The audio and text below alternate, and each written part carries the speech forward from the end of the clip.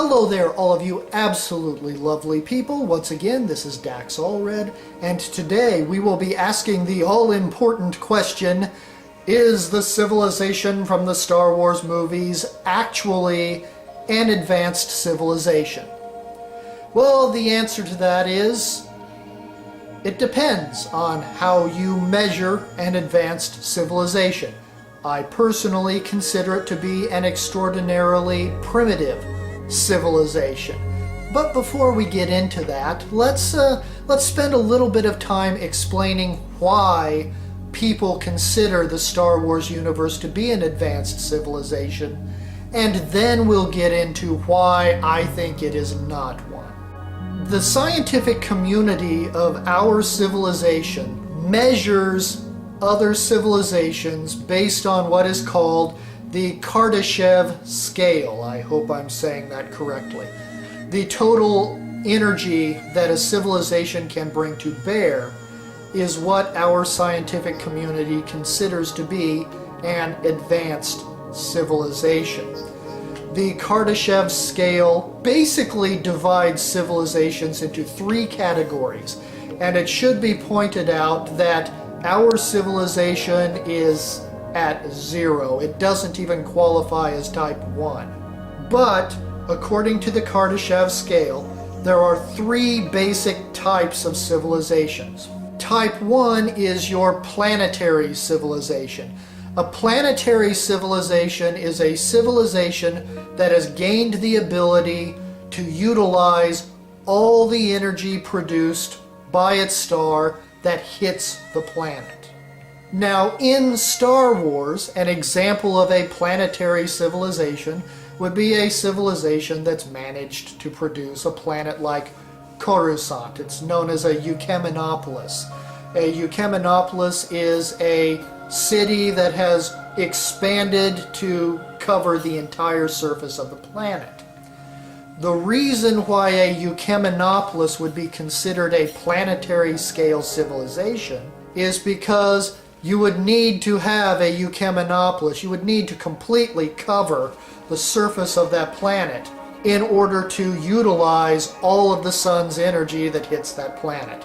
This, of course, is assuming that you choose to go the solar-powered route. Some other examples would be fusion energy, geothermal energy, things like this. But under the condition that you're going the solar route, in order to have a planetary civilization, you would have to produce basically a Eukemenopolis. You would need to have a city that completely covers the entire surface of the planet or planetoid that it is on. Type 2 civilizations are civilizations that have harnessed the entire power of their star. This is where a lot of talk about the Dyson Sphere comes into play. For those of you who do not know what a Dyson Sphere is, the idea is a metallic sphere that a civilization has made that wraps around its star in order to capture all the energy that that star produces. That would be a stellar civilization. It's a civilization that encompasses the entire solar system that it's in. And then, last but not least, on the Kardashev Scale, you've got the Type 3 civilization, which is a civilization that has grown to operate on a galactic scale. It operates on at least a substantial percentage of the galaxy, doesn't necessarily need to control the entire galactic system. People have added and changed the Kardashev Scale a little bit. They have added types 4 and 5 on, and they have put half-stop measures in. I mean, as I mentioned before, according to the Kardashev Scale, our civilization does not even register on this scale. We are a type 0 civilization. One thing that I want to point out about the Kardashev Scale, I'm of the opinion that the entire Kardashev Scale, period, is a false idea. It just doesn't work. And the reason for it is because only a primitive civilization would think that total control of energy output is what determines your civilization level. We are a primitive species, and a primitive species will see the world around it on primitive terms. Basically, if you wanted to describe our civilization, we view an advanced civilization as a civilization with lots of technology and is capable of killing people on a very large scale. To us, that's what advanced means. But to an advanced civilization, they will not view advancement under those same terms. An advanced civilization will not see it in terms of technology and the ability to kill. But because we are a primitive species who views the world in a primitive way, we will expect an advanced civilization to still have these traits. We view an advanced civilization as lots of technology, the ability to kill on a large scale. So from that standpoint, well, the civilization in Star Wars would be a galactic Type 3 civilization. However, I am of the opinion that that is a very primitive society. It's a society that would not last, it has no sustainability, and only a primitive species like us would view a primitive civilization like the one in Star Wars as advanced. Let me go in and discuss a few of my problems with the Kardashev Scale. And you can decide for yourself whether or not you agree with me. First of all, the very premise behind the Kardashev Scale is selfish and short-sighted. It has no concept of the laws of cause and effect. For instance, if you look at the Type 1 civilization, the prerequisite for being a Type 1 civilization is that your civilization must seize and utilize all the energy from the star that reaches the surface of your planet. It doesn't matter if it's doing this through fusion, solar, geothermal, whatever, even wind energy.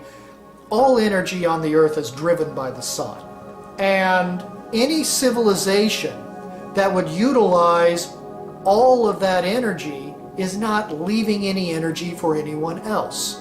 You're not leaving any energy for the plants or the animals or anything that is not us. Now, you might think, well, that's not an important thing to take into account. But what needs to be understood is that a civilization who truly is advanced would understand the concept of cause and effect. They would understand the concept that everything they do will influence everything else around it. You do something, you're influencing the planet that you're on. If you build a city the way we build cities, that city will destroy the environment of the planet that it's on. And even if you don't give two shits about the plants or animals, even if you don't give two shits about environmentalism or anything else, you can ignore this all you want. The fact that you are damaging the environment will come back on you. You will eventually have to pay the price for what you've done to the planet you live on. Our civilization is at the point where it's just now beginning to see the consequences of our actions. An advanced civilization, one that attempts to completely control all the sun's energy on the planet, will be devastating the environment on their home world. You can look at it this way. A civilization that does this is a purely parasitic civilization. It's a parasite. It's a civilization that takes without giving anything back.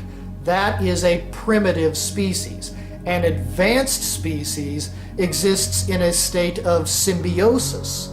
It exists in a state where it gives back to the planet as much as it takes from the planet. An advanced civilization would never produce a Eukemenopolis like planet Coruscant. It never would, because it is the epitome of selfishness and greed. And an advanced civilization would have to have overcome selfishness and greed, or else it would have never become advanced. This civilization would have died off while still in a primitive state. Basically, a Type 1 civilization, as the Kardashev Scale describes it, would result in a dead world. The human civilization on this planet would have become a virus. It would have no food production, it would have no oxygen production, and it would have no clean water production, or at least none that naturally exist. Species would have become a virus, they would kill the planet that they're living on. The civilization that attempted to produce this Eucheminopolis would have died long ago. Now once again, we're talking about a Eucheminopolis built on a planet that supports life.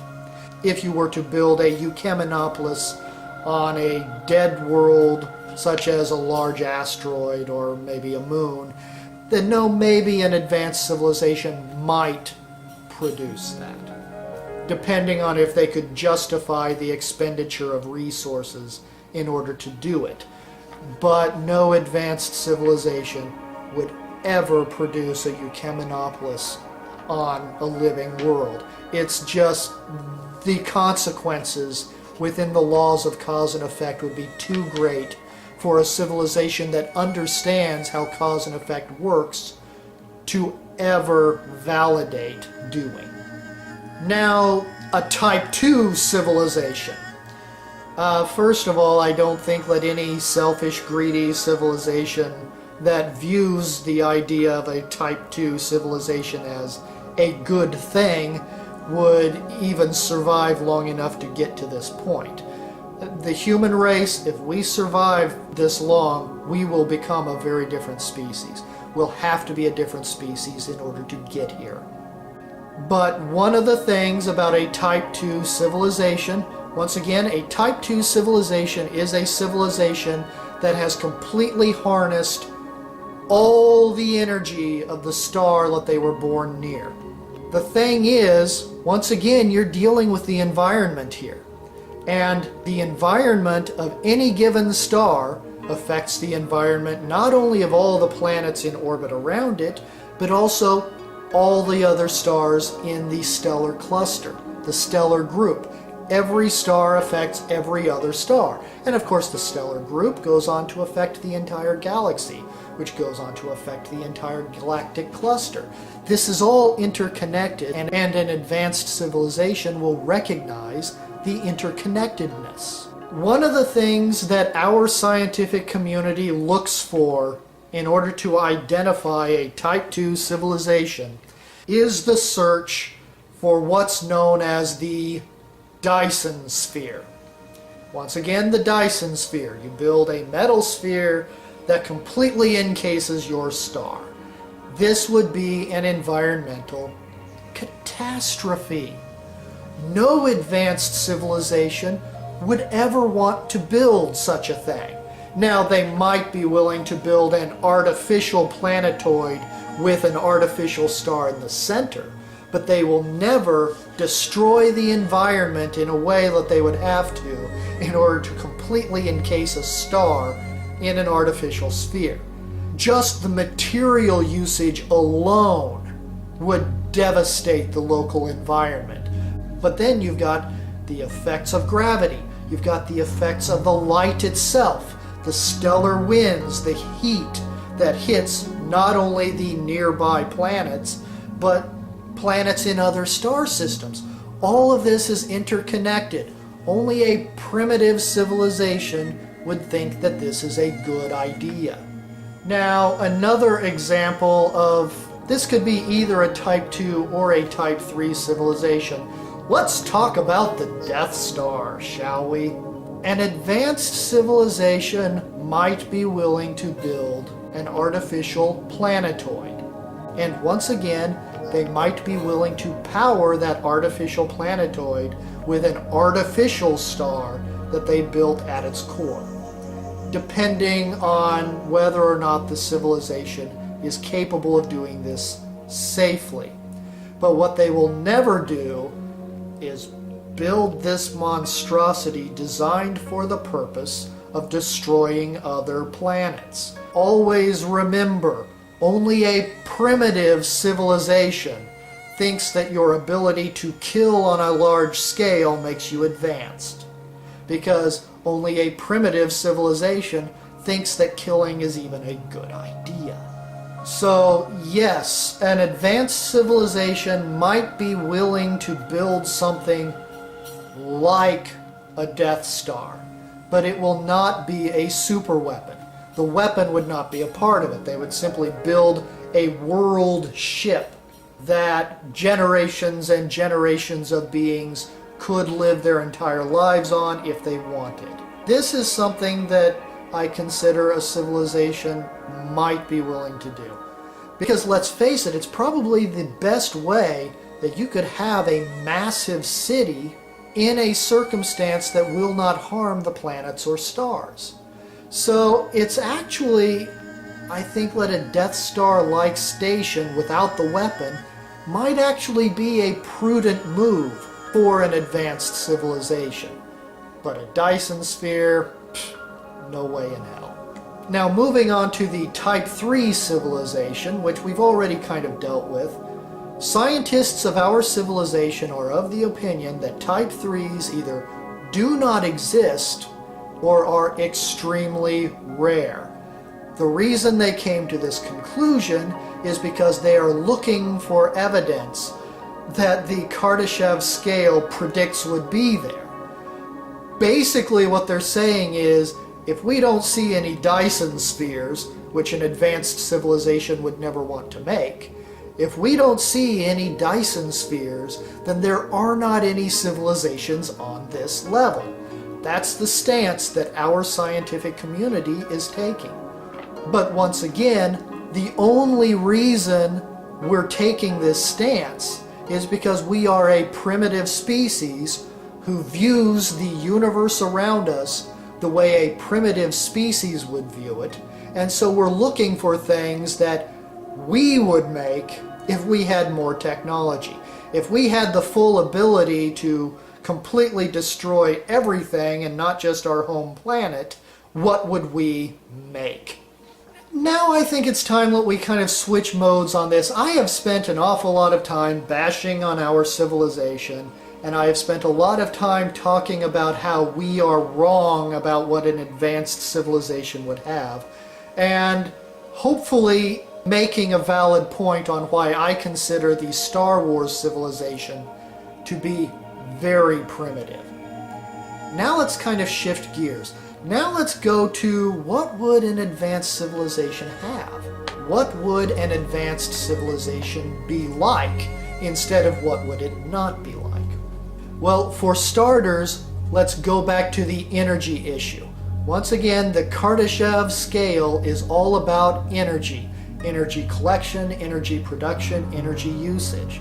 Well, the problem with using energy as a measurement of your civilization is that you only need enough energy to do whatever it is you want to do.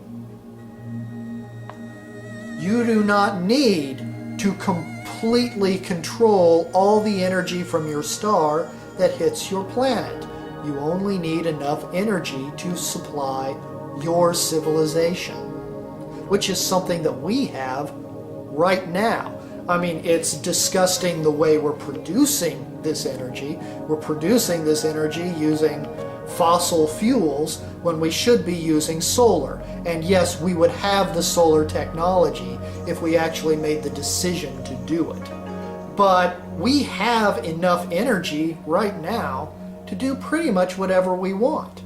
What we don't have is a mature, environmentally friendly way of producing it.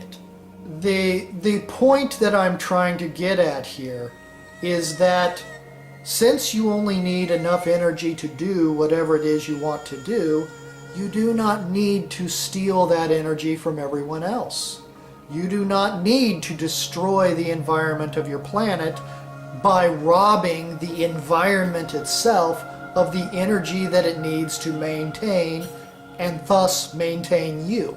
So basically, the whole idea of measuring a civilization's advancement based on the amount of energy available, that alone is flawed. You don't need that much energy to have an advanced civilization.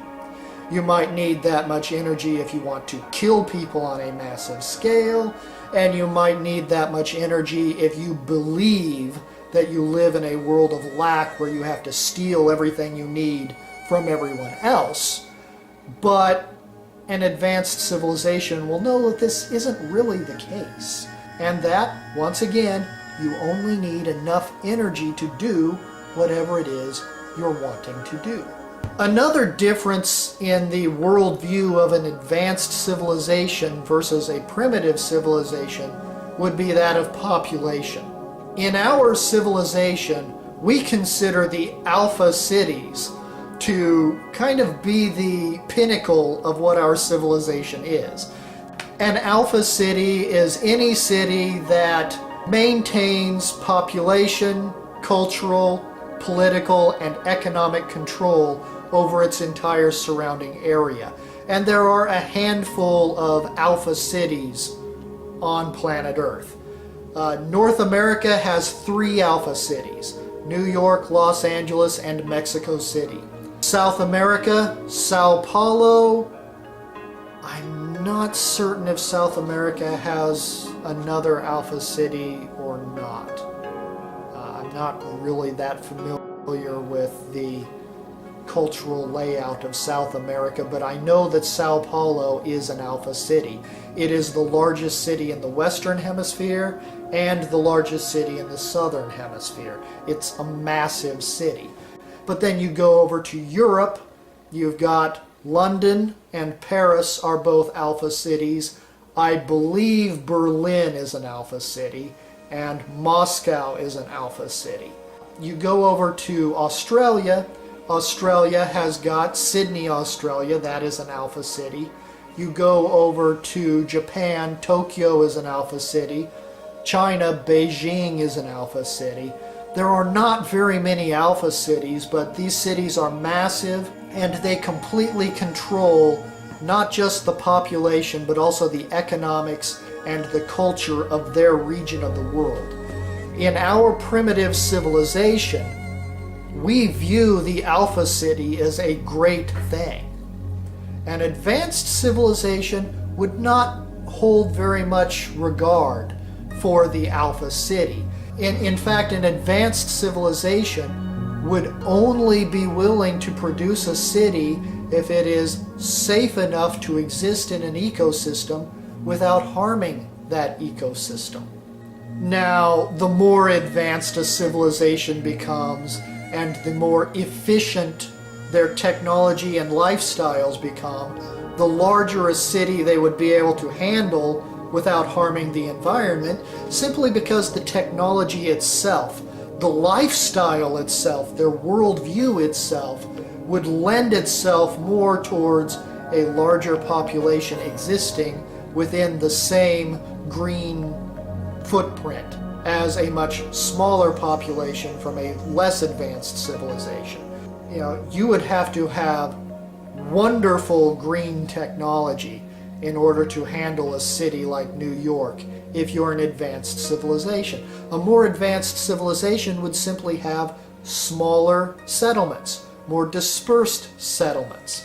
You can still have a massive population if you're an advanced civilization, simply because you can have sparse populations across multiple worlds. So we're not really going to see hefty cities like what our civilization has made. We're not going to have any massive cities that are basically environmental tumors growing on the surface of the planet the way you do our civilization. Now, once again, an artificial planetoid? Not out of the question. A Eukemenopolis built on an asteroid? Another possibility. It could happen. But they would only be willing to build a city that is as large as it can be without hurting the environment that it's located in. An advanced civilization knows, understands, and cares about the laws of cause and effect. They know and understand and care about the consequences for their actions, which is something a primitive civilization like ours does not do. Another thing about an advanced civilization is weaponry. An advanced civilization really wouldn't need much in the way of weaponry at all. A primitive civilization like ours, one that exists on fear and war, well, we think we don't really need weapons either. But we think we need weapons all over the place because we've got enemies we need to keep at bay. We've got wars to fight, damn it. And we're under the worldview that an advanced civilization would have wars to fight too. But think of it this way. A warlike civilization is very unlikely to live long enough to actually become an advanced civilization. And so once you become an advanced civilization, all that you really need is defensive capabilities. All that you really need is to make certain that they can't hit you. You don't need to be able to hit them. You know, the thing about war comes from a fear of lack. That's what causes war right there. You know, we're going to war because we need land. We're going to war because we need food. We're going to war because we need their port city for economic gain. Whatever it is. That's what war is really fought over, is it's fought over a fear of lack. An advanced civilization, one that now operates under the idea that you are symbiotic with the world you live in, that you have to give back as much as you take away, they no longer have that fear of lack. They already have everything that they need. They produce it. They might take it from the environment, but they also give back to the environment in return. This allows this civilization to exist on a geologic scale. And so you don't really need to fear war from an advanced civilization. They don't have the fear of lack, and anyone who wants to wage war wouldn't have lived long enough to be an advanced civilization anyway. Also, in addition to that, the advanced civilizations, they would have shielding technology, they would have defensive capabilities, they would exist on such a large scale in the galaxy that they really wouldn't need to worry too much about an attack anyway. It would be kind of the foghorn leghorn, go away kid, you're bothering me thing going on. You know, a little monster like us could come along with our nuclear weapons and shoot a missile at them, and it would probably just, well, I'm not even going to say it would bounce off their shielding. They would probably have a button that would go click and the nuclear warhead would turn off and no longer work. You know, all the plutonium in the warhead has suddenly been converted into lead. Boom, you just hit them with a big bullet, but that's about it. You know, an advanced civilization does not need to worry about us. Now, one thing that an advanced civilization might do in an offensive capacity is a little warmongering monster of a civilization like us that needs to be kept in control. Well, if I were an advanced civilization, I would watch us, and I would do what I could to deny that civilization the ability to come up into space and actually be a problem. You know, I would arrange their political situation or whatever to where they never got around to developing real spaceflight. That is an offensive measure that I could see an advanced civilization conducting. They wouldn't attack us, they wouldn't conquer us, destroy us, but there would be a certain amount of infiltration, a certain way of changing the way we think, and a certain amount of denying us the technology to develop anything that could actually harm their civilization. I could see an advanced civilization doing that. But the point being, an advanced civilization would have no need whatsoever to attack us or kill us. We're not a threat, and they're beyond that kind of thinking. They're symbiotic. We're parasitic. If we want to become like them, we're going to have to stop being parasitic, start being symbiotic. Anyway, back to the original subject at hand, the Star Wars civilization. It is not an advanced civilization. It is what we would be if we had more tech. Technology is not the determining factor for an advanced civilization. Social reform and personal responsibility, that's what makes you an advanced civilization. Well, anyway, my name is Dax Allred. I absolutely love you all. Now, once again, this is the third video in my 30-day challenge. That means a video a day, every day for 30 days, no matter what. If you enjoyed this video, please like and subscribe. And also, always remember, you are important. You are loved. Your needs are valid. And the same is also true for everyone else. I'll talk to you tomorrow. Love you.